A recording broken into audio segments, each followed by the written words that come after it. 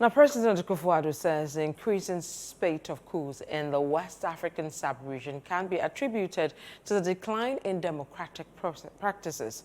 Now, Akufo-Addo says the use of state power to oppress dissenting views plays a major role in coup d'etat. Citi News' Samiri Afe has more.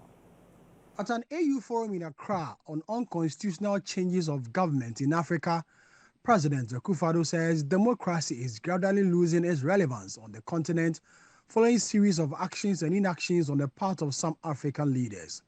Guinea, Burkina Faso, Niger, and Mali are currently under military rule after the army took over the reins of power. And Akufo-Addo says coups can end if leaders practice proper democratic governance. Why does it appear that a good percentage of the population of countries affected by coups in recent times celebrated the occurrence of the phenomenon? Is it the case that African citizens are welcoming to some coups or a celebration of change? Secondly, are we seeing a rise in coup d'etats because of the failure of early warning or ineffective responses?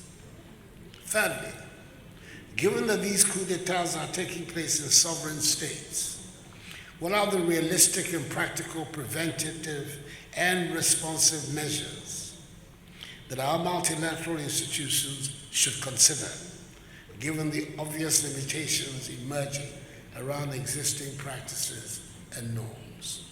The Vice President of the ECOWAS Commission, Damtie Labera, on her part, says ECOWAS leaders are doing all they can to end the increasing spate of coup d'etats in the sub-region.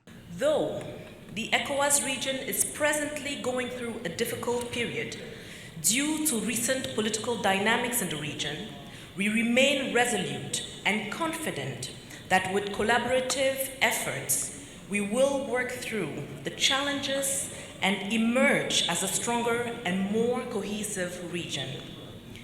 Distinguished guests, ladies and gentlemen, despite the fact that West Africa was the first region on the continent to democratize after the end of the Cold War, setting the stage for 2 decades of enduring stability and growth, prosperity, the recent coup d'etats in some of our member states are a clear indication that we must renew our social contract, strengthen our democratic institutions, and refocus on delivery-oriented governance.